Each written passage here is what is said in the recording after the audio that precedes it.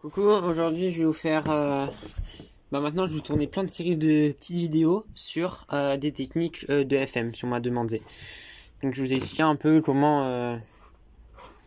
quelles sont les méthodes spécifiques que nous devons faire en FM pour faire moins de mouvements. Donc, tout d'abord, les méthodes comme SIFOP, donc Friedrich, ça on va éviter tout de suite, on va arrêter puisque on peut aller avec ça, on peut descendre aller à 30, mais on peut pas aller en dessous. Donc il faut arrêter de faire SIFOP, c'est mauvais et ça prend trop de temps. Donc ce que je peux dire, je pense que vous connaissez tous, c'est la méthode où on fait une croix comme ceci. Puis ensuite on fait des paires. Voilà, une paire, deux paires, trois paires, quatre paires. OLL, PLL, donc c'est plutôt long. Et il faut éviter ça. Après il y a les méthodes comme roue qui deviennent intéressantes. Mais la fin avec les M-move, parce que ça reste long. Parce qu'en fait je vous explique un M, ça vaut 2 mouvements en FM. Donc voilà. Donc la méthode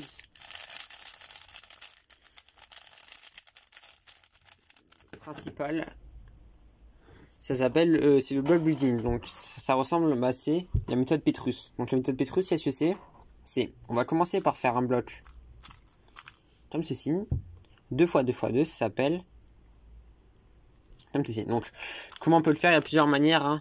Là ce que j'ai fait, c'est que souvent on va faire avec une paire, on va la connecter à son arête et on va former ça, ce qui s'appelle un square, un carré, comme ceci. Et ensuite nous allons mettre l'arête connectée à ce truc. Donc vous verrez, c'est plutôt simple et vous arrivez à faire ça. Mais si vous vous entraînez à faire, c'est de le résoudre. En moyenne, c'est 5 mouvements. Sur quasiment tous les mélanges, on peut trouver un bloc en 5 mouvements. Voilà, donc faut vous entraîner à trouver un bloc comme ceci en 5 mouvements. Donc après, les chiffres, 5 c'est vraiment banal, c'est normal. Donc 4 c'est un peu en dessous de la moyenne et à partir de 3 c'est bien. Au-dessus c'est nul. Mais après, chose importante au FM aussi, c'est que si vous avez un truc comme ceci en 3 moves où il y a vraiment 0 paire, et les arêtes pas très bien orientées, on en parlera après, et c'est moins bien que quelque chose en 6, par exemple en 6 mouvements. Imaginons que j'ai un bloc en 6 mouvements, mais là on a une paire et on a un move près de former un carré comme ceci. Donc voilà. Ensuite, ce qu'il va falloir faire, c'est étendre le 2 x 2 x 2 en 2 x 2 x 3. Donc là je peux faire par exemple le bloc orange blanc bleu, orange jaune vert ou bleu rouge jaune. Voilà, en fait on s'étend à côté de ce bloc. Donc là je vais m'étendre, donc là je vois j'ai une paire, je vais faire L pour mettre cette arête comme ceci, former le truc et faire ça. Donc voilà. Pour former l'histoire, vous voyez, il y a vraiment plein de façons possibles. Je vous mettrai un lien en description pour s'entraîner à trouver les squares. Donc les squares, je rappelle ce que c'est... non, pardon. Les 2 fois... Un square, c'est juste ça. Et ça, c'est un bloc 2 x 2 x 2. Je vous mettrai un lien dans la description pour s'entraîner vers un site qui permet de s'entraîner aux 2 x 2 x 2 optimaux. Et à force de s'entraîner à trouver ça, vous allez améliorer votre block building et trouver plus facilement les blocs en le moins de mouvements possible. Voilà, donc ça c'est vraiment de l'entraînement qu'il faut faire. Donc quand on a ça, voilà, ça, donc normalement ça, faut encore ajouter 5 moves, vraiment 10 moves. Au début vous allez vous dire 10 mouvements. Normalement, si vous trouvez ça en 10 mouvements, c'est... Voilà, normalement, je pense que vous pouvez y arriver.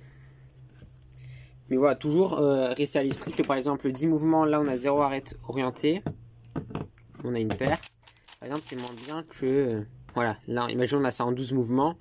Là, il y a 2 paires et on voit qu'on peut continuer la suite facilement comme ça. Voilà. Donc ça, c'est important à savoir. Il ne faut pas se focaliser trop sur les chiffres. Si on a 12 avec une meilleure suite, c'est mieux que le 9 et une suite bidon. Hein. Voilà. Ça, c'est vraiment important. Donc des fois, quand vous avez un bloc en 8 mouvements et que vous ne trouvez rien, mais s'il n'y a rien du tout, ben, faut passer à autre chose. Parce que vous n'allez pas vous dire oh mon dieu j'ai un bon début, c'est vraiment sûrement trop cool, mais il n'y a rien du tout, donc vous allez perdre du temps. Si le début est bien mais la suite elle est pas bien, ben voilà, c'est faut mieux des fois oui on trouve des débuts pas ouf et le reste bah il est vraiment très bien. Par exemple Wilfried ce week-end il avait fait une X-Cross en 13 moves, mais la suite elle est pétée, elle est skip. Donc bon ça c'est dans l'excès, mais vous voyez que il a fait 26 alors qu'il avait que une X-Cross. Donc comme ça, en 13 moves, ce qui est vraiment énorme. Donc voilà. Ensuite, ici, on peut, pour continuer, on peut aussi orienter les arêtes. Donc je ferai une vidéo dessus pour orienter les arêtes. Après avoir orienté les arêtes, ou non d'ailleurs, on va étendre normalement à 1. Donc un autre bloc, ça on appelle ça F2L-1, parce qu'on a tous les F2L résolus, sauf une paire. Voilà, donc c'est F2L-1, ça c'est ça. Ok, donc à partir d'ici, donc on va pas faire dernière paire OLL et PLL, ça serait beaucoup trop long. Ce que l'on va faire souvent, c'est qu'on va essayer de s'amener à un truc où on a plus beaucoup de pièces. Par exemple, voilà, mon truc basique, c'est ici, donc ça on a 3 coins. Quand on a 3 coins, ça s'appelle un squelette, mais en général quand il ne reste plus beaucoup de pièces sur le cube. Donc les trucs classiques, c'est 3 coins, donc une PLL A, et on la résout pas tout de suite. Je vous expliquerai dans une prochaine vidéo comment faire. Soit 3 arêtes, comme ceci. Ensuite, le truc un peu plus délicat, par exemple, un truc comme ça. Non. Par exemple, je sais pas, hop. Ça, c'est 3 coins et 3 arêtes. Puisque il y a un coin résolu. Il a 3 arêtes. Tac. Voilà. Après, on peut aussi faire 2 coins, 2 arêtes. Mais ça, c'est pas top. C'est les parités. Donc, c'est comme les. En fait, on dit parité. Par exemple. Les canules, ça peut être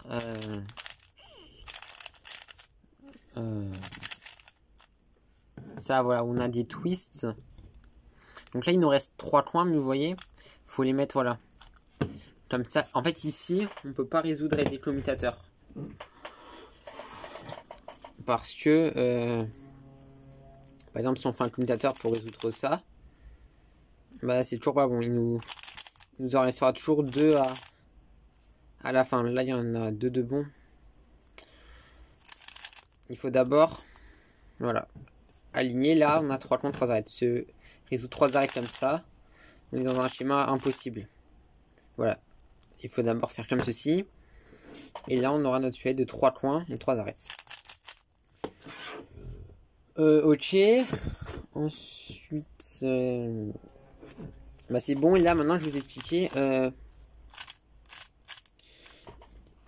qu'est-ce que c'est un squelette et comment résoudre ça. Donc, quand vous arrivez à ça, le but, c'est il ne faut pas résoudre la PLL A. Par exemple, si vous avez une PLL U, ne pas la résoudre à la fin. Je vais vous montrer maintenant une technique qui s'appelle l'insertion. Donc, on récapitule. Donc, le block building, c'est quoi? On commence par faire un bloc 2x2x2. Donc la moyenne c'est à peu près 5 mouvements. Mais comme j'ai dit, c'est mieux de trouver un truc plus long mais qui a une meilleure suite. Ensuite ça, 2x2x3. L'arrêt je suis pas obligé. Hein. C'est par exemple. Donc je me laisse pas du tout sur si je fais une croix, une cross ou pas. Ça je m'en fiche totalement. Tac. Ensuite je vais faire F2L-1. Voilà, et par exemple là, le de tour résoudre, là on a un truc long, parce qu'il y a 2 edge flip, mais on peut... Voilà, 2 edge flip, et là on fait ça, voilà, là on se retrouve avec 3 arêtes. On essaye de se retrouver avec peu de pièces à résoudre. On n'est pas obligé de tout résoudre. Et maintenant, je vais vous expliquer comment faire les insertions. Donc c'est parti.